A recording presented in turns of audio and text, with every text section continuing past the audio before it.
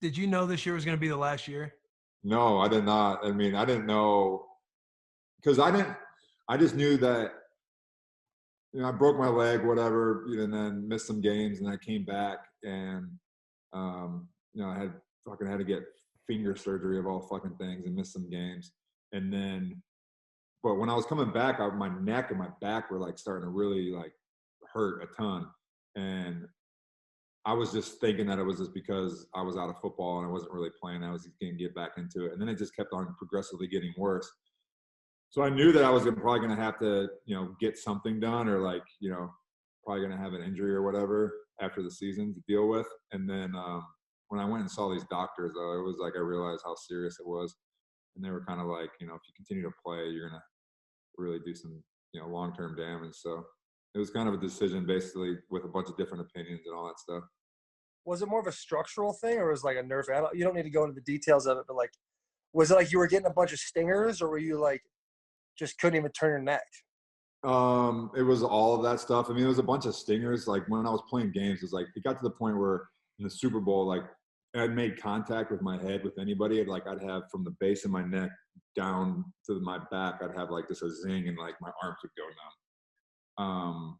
Jeez. But I ended up, basically it was like, I had herniations at like a bunch of different levels and then really severe stenosis. And then the guy was like, if you're going to have to,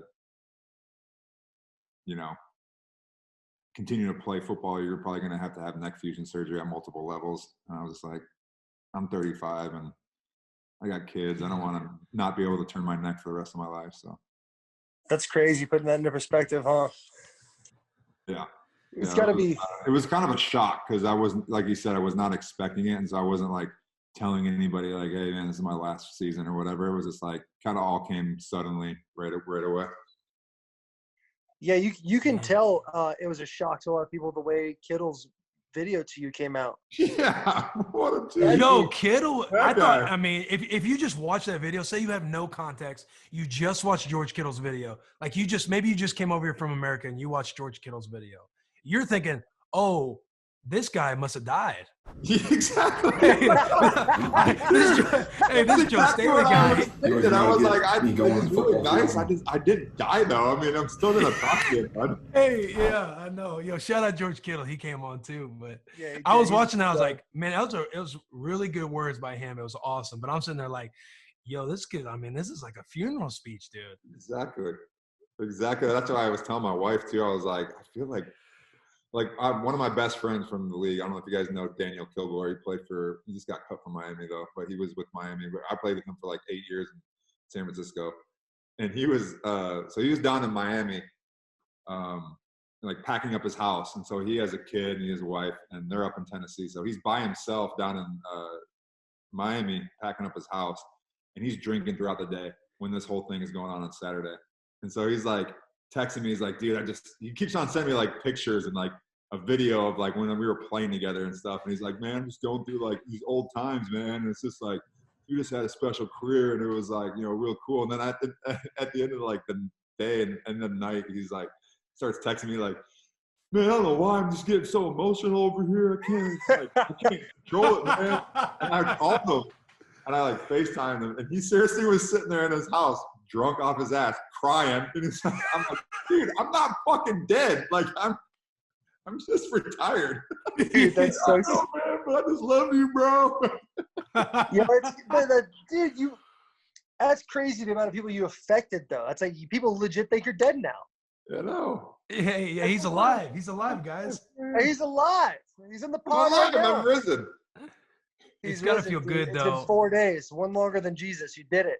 I did it. That was a nice, solid joke. Solid joke by the boy. Tell me that. Hey, that's crazy. Sorry. It's got to feel good though, knowing. It's got to feel good though, knowing you've impacted people in that way. Like I've read some things the past few days on you, and you're just known as like you have all these accolades, 6 Pro Bowls, you played 13 years, you've been part of this, part of that, you've done everything as an individual, but you're also like the ultimate teammate and seems like the ultimate friend to a lot of these guys. It's got to feel good knowing that people are like paying homage. You know what I mean? Shouting you out. It was really actually pretty overwhelming this weekend because I don't know. It's like, and I think a lot of people have like similar experiences that you don't really understand, or aren't aware of how you're being watched and how you're affecting other people. I'm not trying to, the way I act and communicate with people is not because I'm doing something and trying to like, hey, when I retire, I hope you guys remember this and say nice things about me. Like, Yeah. the way you are. So you're not really aware of like how people are perceiving you.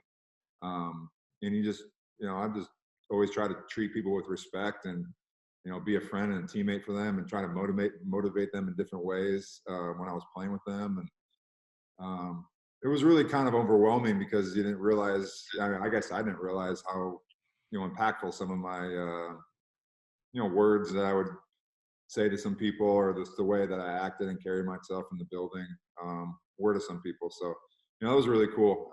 It definitely was meaningful for me just to, kind of reminisce and go over a lot of stories. And, it's a long time, man. 13 years is, there's a lot of Dude, people no that you doubt. come in contact with and meet. And, Taylor, you guys will both have a similar experience, when you guys are done after a long career. It's just going to be a weird transition because realize how many people that you've been fortunate to be around. Yeah, I can't even think about that right now. It's like, I've thought to myself about like, man, what happens when you retire? Like, what are you going to do? It's like, you just think like, especially when you're in high school and you realize like football is what you want to do. Like, you just think that shit lasts forever. Yeah. You're like, oh, I'm going to play football and then eventually I'll just die. And that'll exactly. be it. Yeah. And I could, apparently, because everybody gave me the Yeah. everyone's Hey, already we got the killed you, they're footage. dead. We got the speeches all prepared, dude. The eulogies everywhere. It's sad. Sad to see you go, man. Sad to be talking to a ghost right now. I know.